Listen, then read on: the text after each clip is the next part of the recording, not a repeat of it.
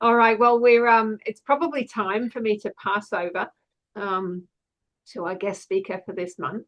So let's give you a little bit of a picture rundown there. So we're actually going to be, our guest speaker today is Professor Phil Bell from the University of New South Wales, who's going to be talking from the other side of things, the illegal trade also of Mongolian dinosaur bones. I'll tell you, I've been so looking forward to this, Phil. So Phil and I met because he will be one of the experts in my next book, Curious Kai Quits School.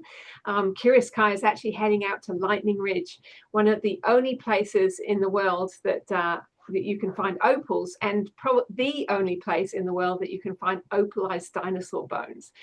Kind of a cool spot. So in the narrative, Curious Kai will be finding a bone and taking it all the way to Phil to find out what type of dinosaur this is. So yeah, I've had a lovely time spending time with Phil in his incredible lab and museum. The museum is pictured behind him as well. And thank you, Phil, very much for being here to share your knowledge with us. No worries. Thanks for having me. I will just bring up my slides now. All right. Hopefully that is landing on page Looks good. one. So from conservation of living things to conservation of things that are long extinct. We missed the boat here by about 70 million years, but there's still something we can do in terms of preserving the remains of these things. So I'm a dinosaur expert, I guess you would call it. And I spend a lot of my time working overseas, Canada, and also Mongolia. So I'm going to take you on a journey into Mongolia's Gobi Desert. I assume that the slide actually advanced then. So let me know if anything seems off. The Gobi Desert is, unlike the photo here, is not really a sandy desert. It's a stony desert. And the stones for us, if I can advance, are typically late Cretaceous rocks. And I'll go through some of the ages in a moment and what that means in terms of geological time. But suffice to say, the rocks in the Gobi Desert are really famous among paleontologists for the wealth of dinosaur bones that they preserve. In the bottom left, there is a photo of the very first dinosaur eggs found by Western scientists. This was an American Museum of Natural History expedition in the 1920s that uncovered the first fossil eggs from this locality here, which is aptly named the Flaming Cliffs. Now, as promised, a little primer on geological time, because I understand that most of us deal with more recent time scales.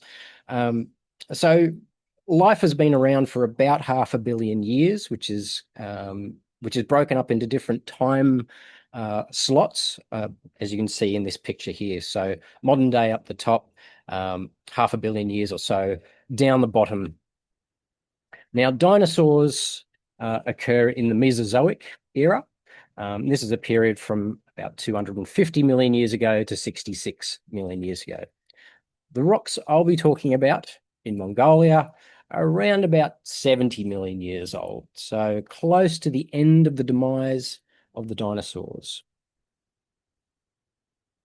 Now, Mongolia, as I said, is very well known for its fossils, beginning with Western exploration in the 1920s, with a number of expeditions by the inimitable Roy Chapman Andrews, who's pictured in the left of that upper image.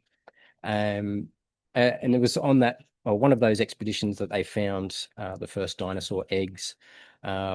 Moving forward to the 40s through the 70s, a series of expeditions by joint Russian and Mongolian and joint Polish and Mongolian scientists resulted in the discovery of extraordinary numbers of beautifully preserved skeletons and an unknown species of dinosaurs at that point.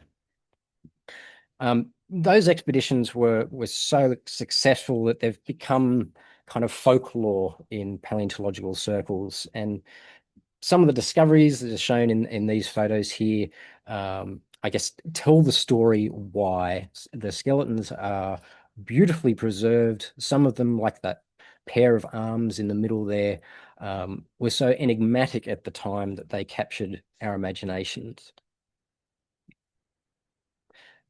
Uh, so fruitful were those early expeditions by the Russians and the Poles that very often they didn't even have the resources or the time to collect everything they found. This is a photo I took in 2008 of a skeleton of an ankylosaur, which I'll show you in a moment, that was abandoned by a Russian expedition, probably in the late 40s. Um, in the top right there is a black and white photo showing some of the methods that the Russians used to use in excavating their finds. So they would dig a big trench around the skeleton, the trench you can see in the left-hand image. And on the right, there is timber that's been nailed around the specimen, and then they would fill that box with plaster, and the plaster would dry and create a really strong, supportive, what we call jacket, that would protect the bones. And then they would literally bring in a bulldozer to break the base off of that block and lift it into a waiting vehicle. So that specimen, which was abandoned in the 40s, which we refound in 2008, was evidently missing the tail and the skull, which may have been the reason why they abandoned it. I'm not sure. But we actually determined to collect it nonetheless. And the ankylosaur is this funny looking animal in the top right there. It looks a bit like the Australian thorny devil, but they're the size of a car. So they're covered in armor, a generally kind of ugly kind of brute, but a relatively rare type of animal, even in Mongolia. So it was an important find.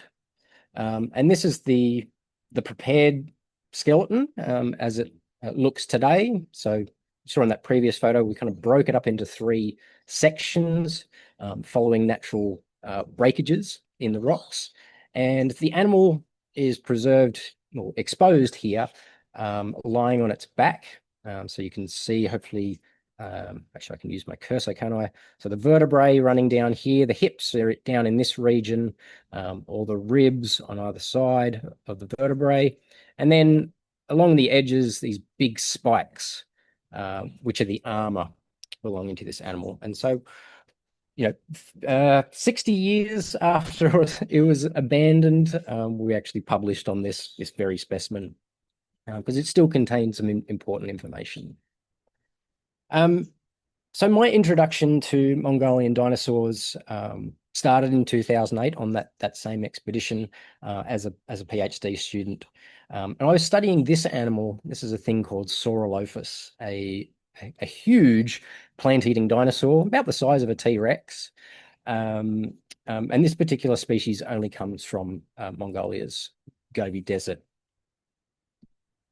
In particular, it's well known from this locality, which is called the Dragon's Tomb. And it's so called because there's not just one Saurolophus here, but possibly dozens. And the extent of the deposit, which is illustrated by the dotted line there, it's about the size of a tennis court or more. And there are literally bones and skeletons scattered across this horizon. But it's not just bones that we find, but also its fossilized skin, which you can see in these images. So beautifully textured and patterned scaly skin, similar to some reptiles today, but certainly not all. They're not overlapping scales like we see in most lizards or snakes. The scales sit side by side, more like a crocodile, or some varanids, some goannas. But the richness of sites like this has its downside. So although we can still go there today and find bones, it's become a well-known spot for poachers as well. So on the left-hand side, there is an entire rib cage of a Saurolophus that's been hacked out of the ground in the top right as part of the jaw of one of these animals. The vertical lines are the individual packs of teeth that would have sat in the jaw. In the bottom right image, all these fragments of white, everywhere you see white here is fossil bone, and it's been smashed up, shattered, sometimes with dynamite, because the rock here is very, very hard. So there's a very indiscriminate method of collecting here, if you can call it collecting.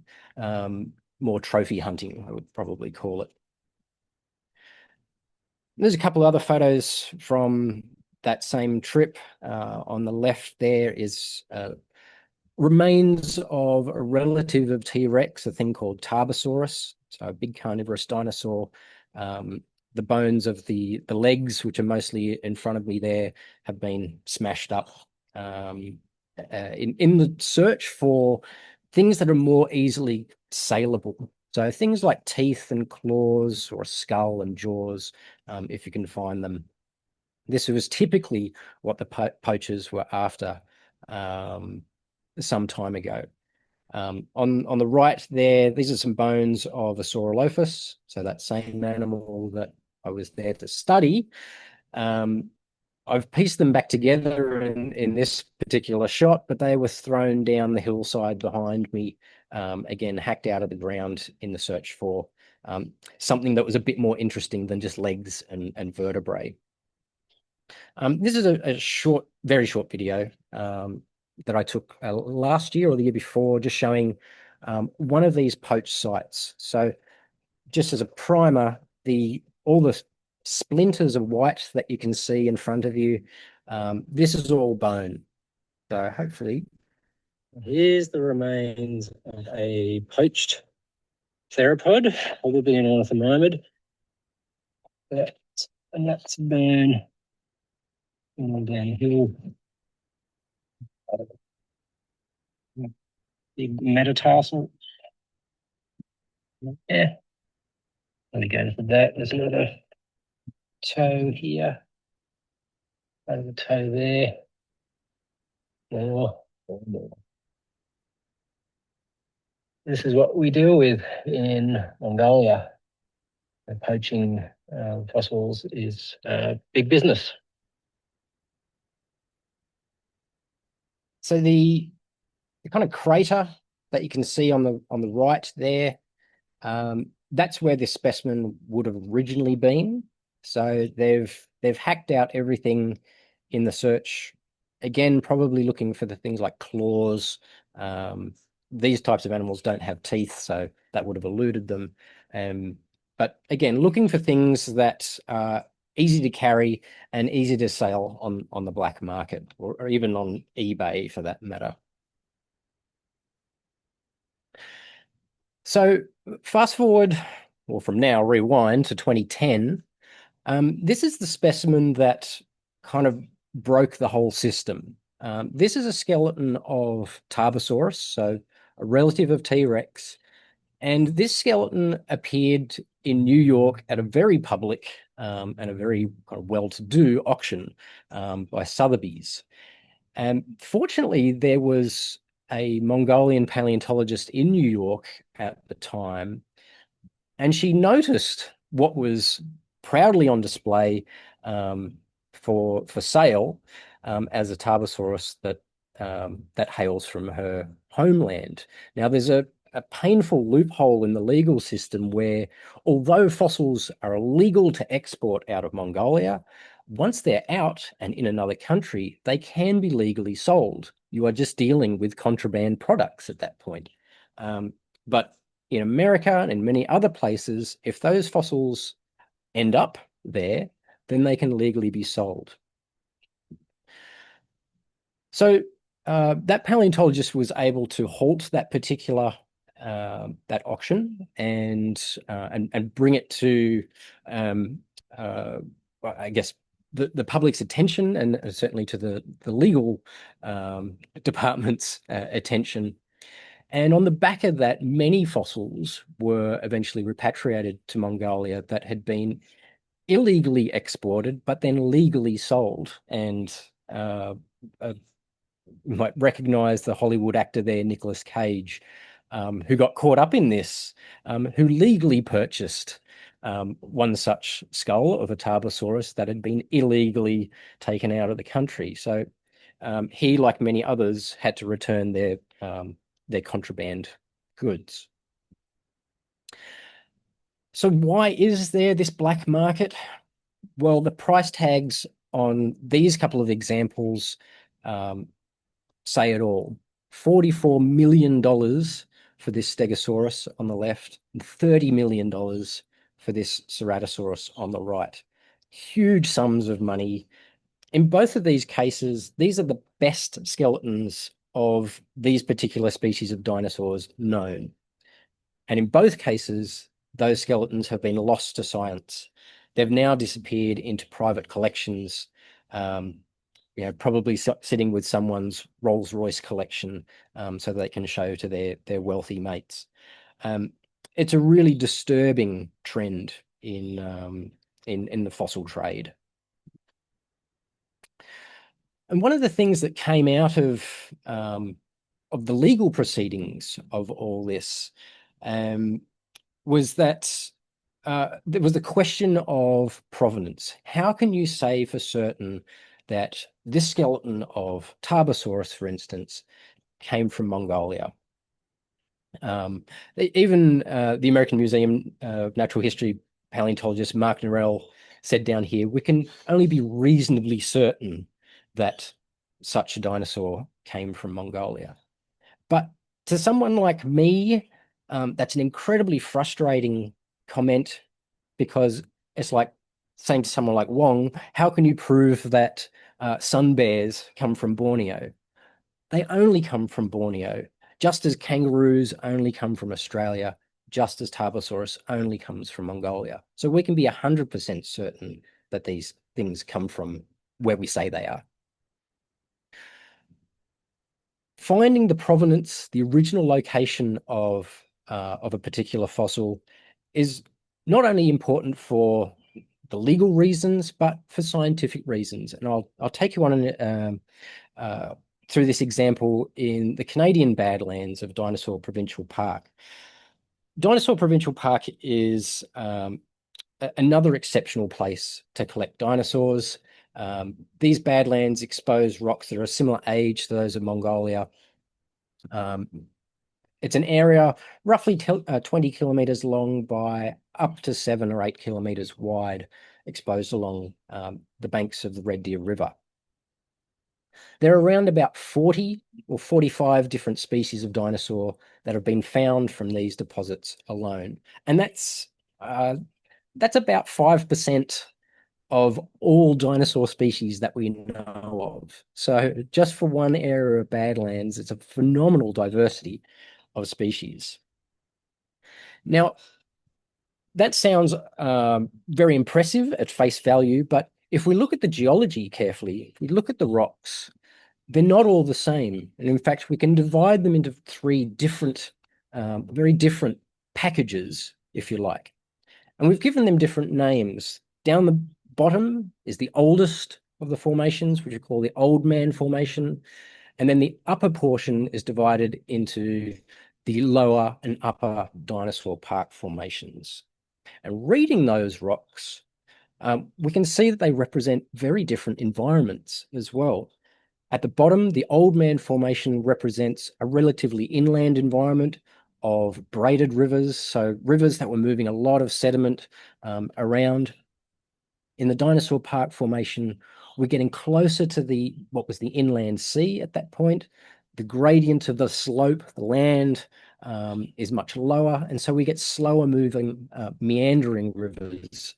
And then finally, at the very top of the Dinosaur Park Formation, we actually start to see the first deposits of the coastline and even the inland sea at the time. So we're looking at a progression of what we call relatively upland environments to near coastal environments. Now, if we pinpoint where all of our species of dinosaur come from in that package, then they're not all living together. Those 45 odd species are actually distributed in very predictable ways that relate to the ecology of these animals.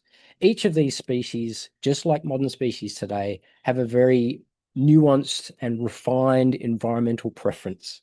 And they didn't stray from that particular environment. So certain animals would have been adapted to eating a certain type of foliage that was available at a particular time of year. And so they stuck with those certain environments. So how do we take a poached Tarbosaurus that's in New York and place it in the context of the Gobi Desert, somewhere as expansive as that?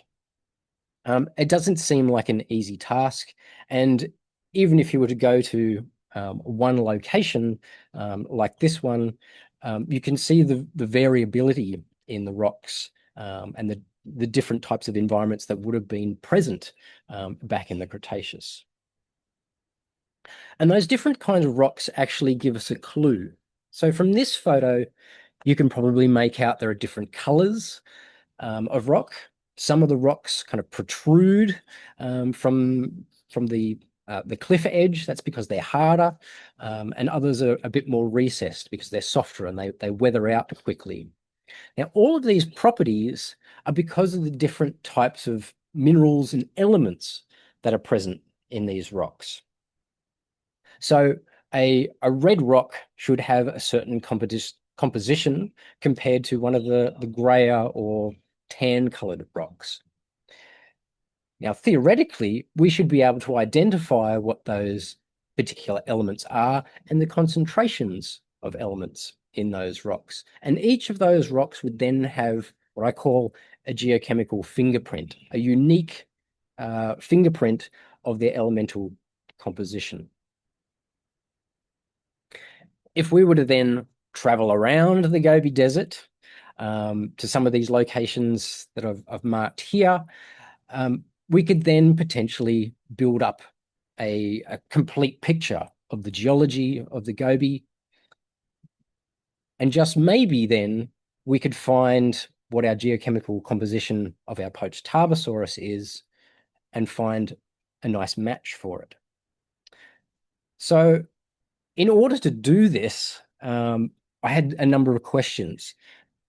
First of all, I needed a piece of equipment that was lightweight and portable that I could take around through the desert, and that would also be easy to use, not just for me, I'm not a geochemist, but also for people as end users, people working in the customs offices, in the courts, in airports.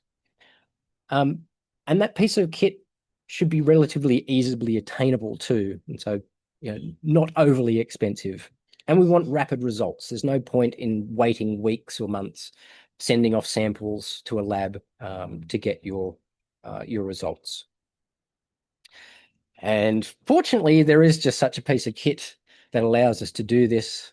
This is a portable X-ray fluorescence gun machine, or for short, a PXRF.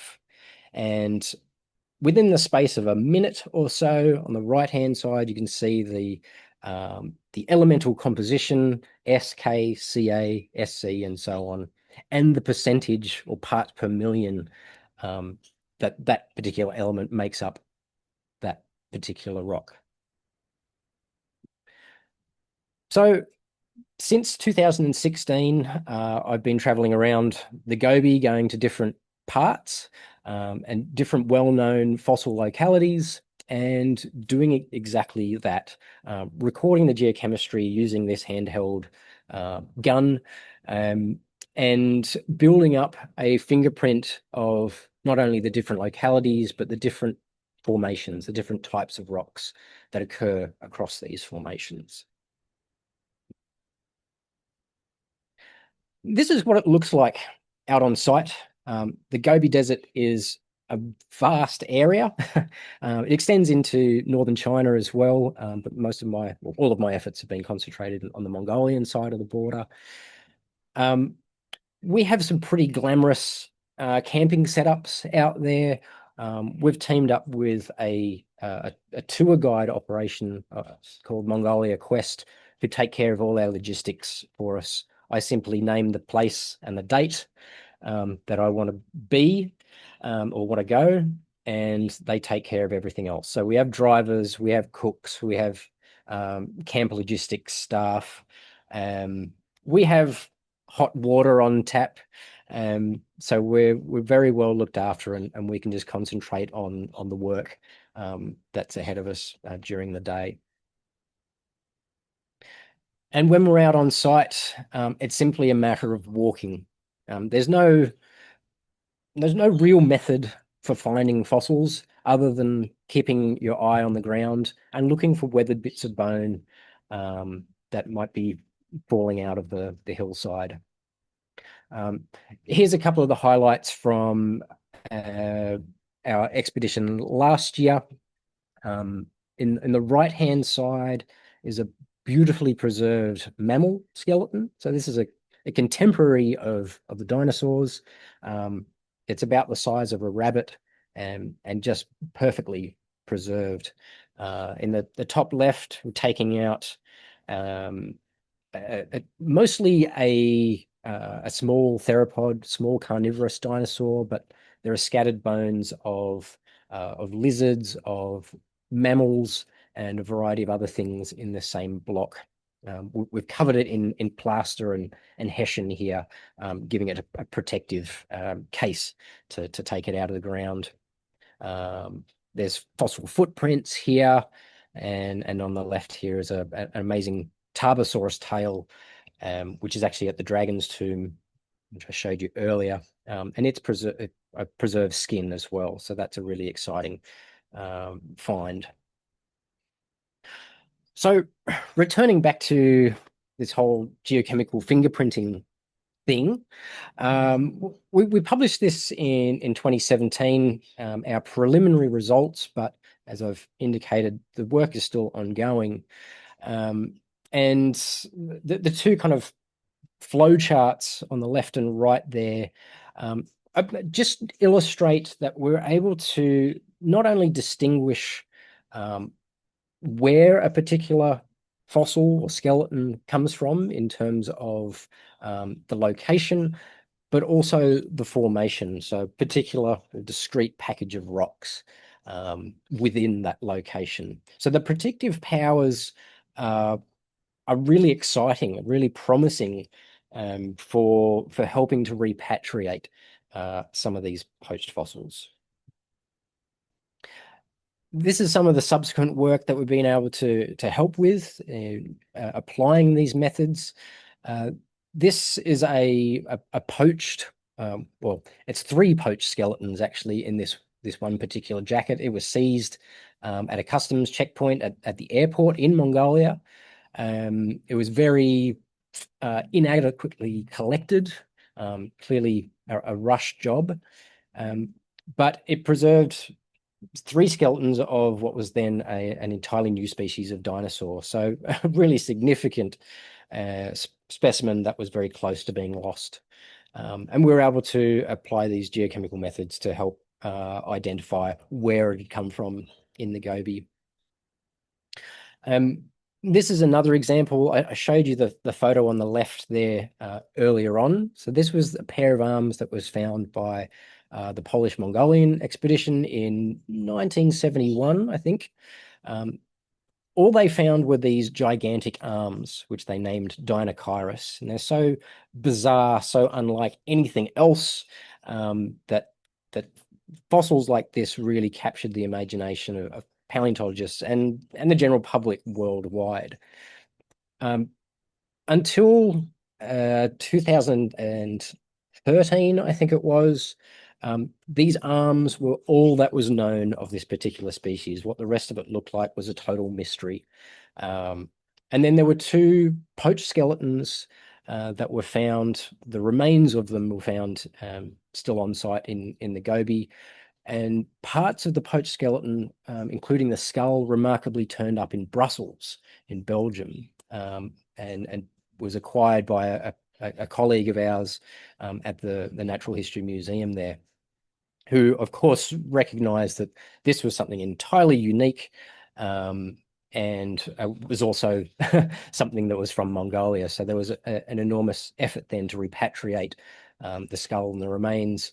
And incredibly, some of those bones in Belgium were able to be matched, joined like jigsaw pieces, to rocks collected from the poached skeleton in Mongolia. So we knew that this skeleton that turned up in Brussels was the same skeleton that had come out of the ground in the Gobi. And the photo down below there, I think that was 2014, when it was first unveiled to a small number of scientists, and to me in the red shirt there when I had short hair. And I like showing this photo because it shows the bewilderment on all of our faces, at just how bizarre this animal really was. It kind of was beyond all of our imaginations. So a really incredible fossil, repatriated, that was nearly lost to poaching. Today, there are huge numbers of fossils that have been returned, that lack provenance information. We simply don't know where they come from yet. And part of my work is to try and restore that information. These photos are taken from a warehouse in what's the old Natural History Museum in Ulaanbaatar. These were all poached fossils, all returned either from overseas or stopped at the border. And we have a lot of work ahead of ourselves to, like I say, find where they actually came from within the rocks. There are such numbers of returned fossils now that they're spilling out of the museums, and these examples, and there are many others, are actually on display at one of the local shopping malls in Ulaanbaatar. And you can see, these are not just fragments or skulls; these are entire skeletons that were nearly lost. So at this point, here's the shameless plug where you can help out, because all these expeditions rely on participants who are willing and able to help fund these kind of expeditions. And you can come along as a result. We don't need trained scientists or experts. We need people with eyes on the ground, feet on the ground, to help locate these things and help with our study. And it's the only way that it can progress. And we've been very fortunate in the last few years that, like I said, we've been able to team up with Mongolia Quest to do this kind of work. So if there's something, this is something that you might be interested, or you know someone who might be interested in doing, please reach out to Mongolia Quest or to me, and I can put you in touch. This is open to the public, and we need people to come and help out. So the dates this year, September 8th to the 22nd. Oh my goodness. I want to come. Does anyone else There coming with you me? go. That was extraordinary. Absolutely extraordinary. I'm hoping everyone else found that as amazing as I did. I there's a story I tell in Saving Sun Bears with Wong, in that when Wong, you had to go into the courts and try and explain to people that poached parts were bear parts, and here's Phil doing it with totally ancient bones, not actually recently killed animals. The synergy is extraordinary. Well done. Yeah, Who's got great. questions? Oh, well, I need to leave now. I got another meeting coming up at 11 o'clock. Great presentation, and hopefully I can join you to hunt for dinosaur bones one day. That'd be great. All Thanks right. for coming Okay. on. Well, yes. Okay. You, Thank you. You guys continue. Yeah. Sorry. who else has a question? Yeah, yeah, Phil, I do. Hey, that was pretty cool, actually. I didn't realize how many dinosaurs are sort of up in that area.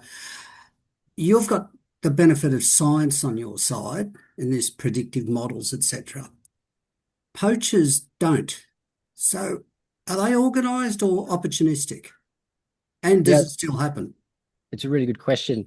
Absolutely, it still happens. So historically, like I mentioned, they were going in kind of rough and ready, taking teeth and claws, maybe a jaw or something like that. These days, it is organized big business, and we know that they watch us. We can only be there for a very small or short period of time. Um, and in cases they're locals, in some they're foreigners coming across the Chinese border. We know that there are Chinese, Korean, and Mongolian poachers based on the rubbish that they leave behind. They're pretty, yeah, it's pretty gross, really, what we see. So they're very much organized crime these days, and Yeah. of course, to get a 10-meter long skeleton out of the ground and across the border is no mean feat. Yeah, this takes some organization. Yeah. So in some of those areas that you've identified there, then they're not actually patrolled when you're not there. There's no security. So it is all part of a national park, which is protected by law, but simply the resources don't exist. I don't know if it's changed, but very recently, a few years ago, there was a single ranger that could patrol this vast expanse of the Gobi, and we're talking hundreds and hundreds of square kilometers, with virtually no roads. And that issue is being exacerbated now by mining in the Gobi. The Chinese have put in a huge amount of money into infrastructure, because the Mongolian government simply don't have the resources to build roads in these parts, and so they've struck up deals with these Chinese mining companies.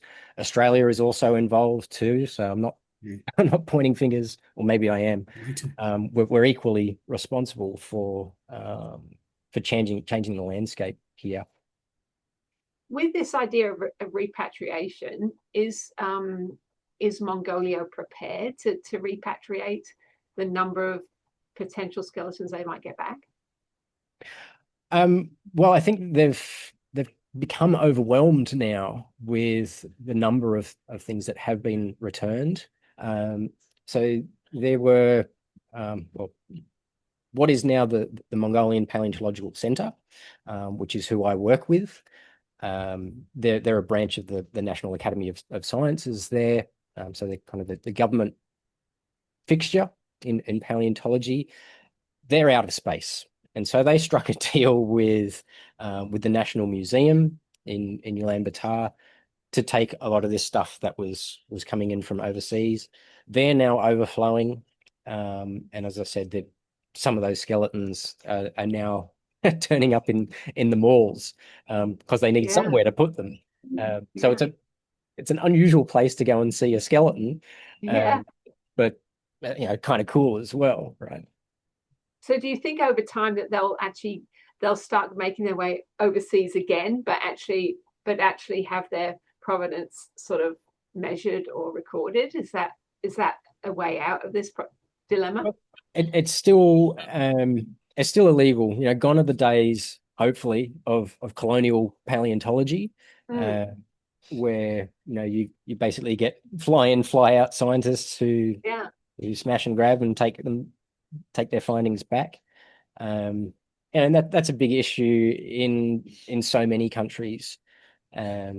So places like Mongolia still benefit from outsider assistance, because again, they don't have the resources. And so we can help bring money to these kind of efforts through expeditions, and restore some sense of the importance of these fossils. Yeah. That's amazing. Who else has a question?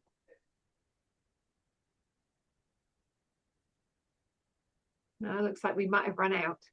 Thank Thank you, Phil. That was absolutely extraordinary. I've learned so much, and I'm sure that everybody else here has today. So thank you so much for sharing that.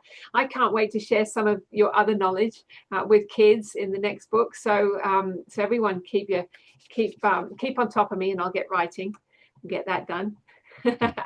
Now we do have, just to finish off, I know we've gone slightly over time, but last month we introduced a new little segment called Mara's Minutes. And this was the idea of, I'm going to pick on one of you guys to give us 3 minutes to talk about something that you've been doing or something that you're passionate about. Today, I'm going to pick on Wen Bing. Are you ready, Wen Bing? Okay. Yeah. You got 3 minutes. Okay. Yeah. So I think one of the fun stuff for the past few weeks is meeting Sarah finally. So Yeah, it was awesome. I think we have known each other for a few years. So we've worked on the Sumatran wildlife walk and the Sumatran rhino book. So yeah, it's great to finally see you.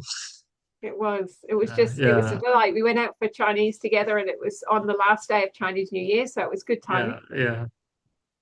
And I'm glad you get to see a bit of KL too. Yeah. Yeah, it Yeah. was awesome. Thank So you. yeah. Yeah. So tell us a bit about So the other yeah. things you've been doing with Wong as well. Yeah, so other than sort of like finishing off the book with Dr. Sarah, and then on BSBCC side, I've been working on 3 more signage. So first one would be the core pillars of BSBCC. So Yeah. we're working on that. I think Dr. Wong just decided to add the 2 more, to just include the captive breeding and connective habitat at one go, rather than splitting As far them. as the pillars, so he's actually got more pillars. 10 Yeah. now. Yeah, so now there's 10 of them now. Yeah. All right. And then they've already put up the primates of Borneo. So I'm working on the wildcats of Borneo now. Fantastic. And So these there are are all going to be total these will all be signage at the Borneo and Sun Conservation Centre. yes. Yeah, Now yeah. the So size of these is incredible, Wen Bing. Can you tell us how big they are? they're usually the animals are life size. Wow, Yeah. that's So awesome. the cat one will probably go next to the primates. Okay. Yeah, and And how there will many be primates are there on the primate one? How many primates are represented on this signboard? I can't remember the exact numbers. There are quite a lot. I know there's like 2 macaque, 2 gibbon, Mm, orangutan, so that's 5. And then you yeah, have 3 prosimians, so that's 8. And then you have a number of leaf monkey. yeah, Yeah, that's I lost count amazing. on the number of leaf monkeys. Yeah. And they all come with a bit of information about each of them and their role in the Yes. habitat. Yeah. It's great. Yes. The cats are easier. There's only 5 wild cats in Borneo. Okay. Yeah. Yeah. And That's then brilliant. the last one is I've been working on the like, forest. The forest doctor, forest engineer, forest planters are done. So we are working on the last one, which is the forest farmer. Okay, Yeah. brilliant. And when do So you let's expect that one see. will be done? Hopefully before you arrive. Fingers crossed. Yeah. Yeah. So it depends on. I mean, some of it I'm still waiting for information from BSPCC, and then we'll see how it goes. Yeah. Another slightly more long-term one is we do plan to put up the milestone and the history of the center, but I think that'll take a bit more time for them to decide what are the events that they want to include, and then to also fact check all the bear arrival and bear release dates. Yeah. Excellent. Well, that's So, big. So yeah. are these signs actually replacing the others, Mm. the original sign, well, not the original, but the signage that was designed by the students at the University of the Sunshine Coast? No. Um, They're still there. they'll still be there, and these are just Yeah. augmenting that, yeah? Yes. Yeah. The original signs are still in relative good condition. I think Yeah, the one good. going up the staircase, those are still good. Yeah. And then the ones that probably need some update is the bears in the center. I know on platform 2 there are some signage about the bears that they have. I think that's outdated now. They have a lot of new bears and New bears, yeah, and some have been yeah. released, So whatever. yeah, so it's not, the record is not complete for that now. Okay. Yeah. Oh, well done. You're doing an incredible job. So if you guys want to see the work that Woodbing's doing, probably the best way would be to go on BSBCC's socials or Wong's socials and have a look. Yeah, probably. Yeah. Absolutely Yeah. incredible work. Yeah. There you go. Your 3 minutes is yeah. up. Cool. Yes. Thank you, All right. Wenbin, for the work you're doing. It's incredible, and I've really enjoyed doing the project with you that we're at the point of finishing. So yeah, for those of you who might want to come to Borneo with me in November, it looks like we might actually have a launch of this project in November on the Kinabatangan River, and Woonbing's probably going to come as well. So that's another reason to come along, I reckon. Yeah. All right, everyone. And don't forget that you've got to also sign up to go with Phil to Mongolia. That sounds like an amazing adventure. Thank you, Phil, for being our guest speaker, and thank everyone for being here this month. Speaker next month will be Cassandra Arkansas, who's our bilby expert, just to line up for Easter, because in Australia, for those of you not in Australia, Easter is the time for bilbies. We don't have Easter bunnies here. We have Easter bilbies. So we're going to have an Easter bilby talk. All right. See you guys next month. Thanks, guys.